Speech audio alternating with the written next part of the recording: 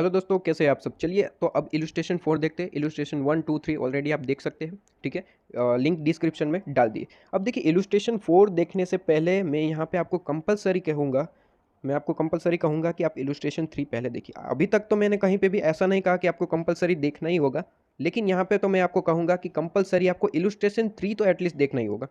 क्योंकि यहाँ पे क्वेश्चन क्या पूछा है देखना ज़रा, कैलकुलेट कोएफिशिएंट ऑफ वेरिएंस। आपको कोएफिशिएंट ऑफ वेरिएंस पूछा है, बिकॉज आपको जो है इलस्ट्रेशन 3 में जो है वेरिएंस और स्टैंडर्ड डिविएशन का कॉन्सेप्ट आया था, वेरिएंस और स्टैंडर्ड डिविएशन का कॉन्सेप्ट आया था, इसे आपको जो है समझना होगा, ठीक है। इसलिए मैं आपको बोल रहा हूँ कि इलस्ट्रेशन 3 आपको जरूर देखना है, ठीक है। उसके बाद ही आप इलस्ट्रेशन 4 पे आएंगे, ठीक है। तो देखिए, इलस्ट्रेशन 4 पे कोएफिशिएंट ऑफ वेरिएंस निकलता कैसे है, सबसे पहले वो मैं आपको डिस्कस कर दूँ। कोएफिशिएंट ऑफ वेरिएंस निकलता है, आपको सबसे पहले निकालना होता है, आप वेरिएंस निकालेंगे, उसके बाद स्टैंडर्ड डेविएशन निकालेंगे, ठीक है।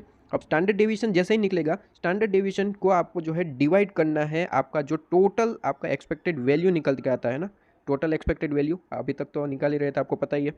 तो बस आपको वही करना है। देखिए, यहाँ पे ज़रूरत किसकी पड़ती है, आपको ज़रूरत सिर्फ और सिर्फ पड़ती है स्टैंडर्ड डेविएशन की।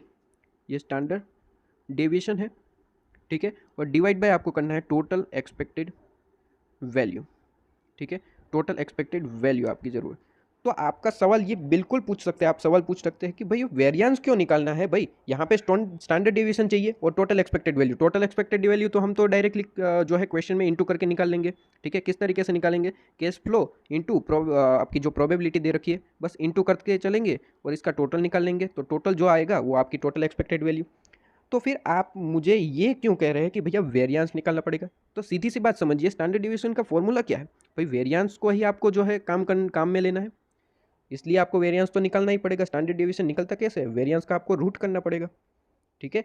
इसलिए मैं कह रहा हूँ कि वेरिएंस तो आपको कंपलसरी फाइंड आउट करना ही पड़ेगा। और वेरिएंस और स्टैंडर्ड डिवीजन ऑलरेडी इलस्ट्रेशन 3 में आप मेरे साथ पढ़ चुके हैं, तो मैं यहाँ पे रिपीट नहीं करता हूँ, डायरेक्ट मैं आपको जो है मेन चीज़ पे ले जाता हूँ, ठीक है।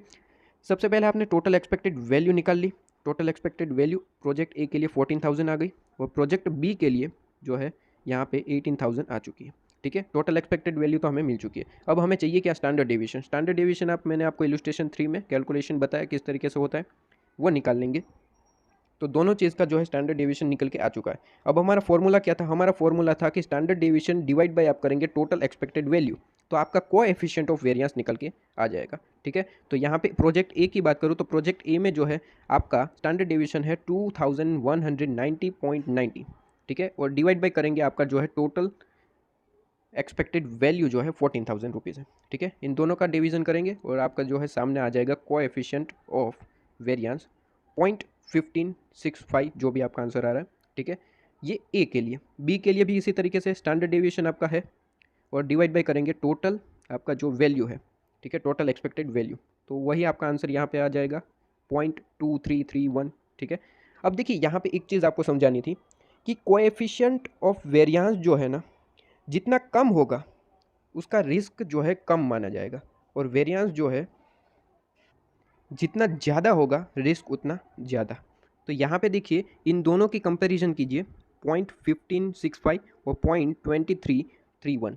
तो इन दोनों में से लेस कौन है और ज़्यादा कौन है, तो देखिए यहाँ पे लेस जो है वहाँ पे रिस्क कम होगा, और जो ज़्यादा है, मोर है, वहाँ पे आपका रिस्क ज़्यादा होगा। अमाउंट ज़्यादा है, रिस्क ज़्यादा है, अमाउंट कम है, रिस्क कम है, इतना समझिए। एक्सपेक्टेड वैल्यू, तो एक्सपेक्टेड वैल्यू तो आप सीधे सीधे देख सकते हैं। एक्सपेक्टेड वैल्यू ए में जो है 14,000 है और बी में जो है 18,000 है, मतलब कि प्रोजेक्ट ए में एक्सपेक्टेड वैल्यू कम है, लेस है, और एक्सपेक्टेड वैल्यू जो है बी के लिए मोर है, ठीक है। बेसिकली यहाँ पे इंपॉर्टेंस है इस चीज़ का, रिस्क का, ठीक है।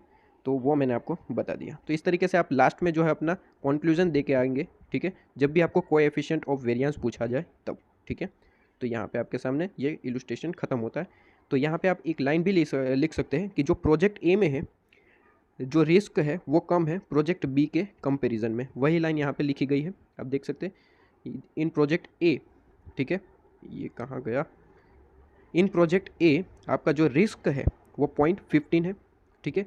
और प्रोजेक्ट बी की बात करें तो प्रोजेक्ट बी में जो है आपका रिस्क जो है वो 0.23 है, आपको देखने को मिलता है, ठीक है। तो यहाँ पे किसका रिस्क कम है, प्रोजेक्ट ए का, ठीक है। तो प्रोजेक्ट ए जो है वो बेटर है बी से, ठीक है। क्लियर हुआ सर, हाँ। तो देखिए यहाँ पे बहुत ही सिंपल सा आपको इलस्ट्रेशन पूछा गया था। बेसिकली आपको इलस्ट्रेशन 3 आपको याद होना चाहिए, वहीं पे जो कैलकुलेशन वेरिएंस और स्टैंडर्ड डिविएशन की करी थी वही आपको यहाँ पे देखने को मिलती है।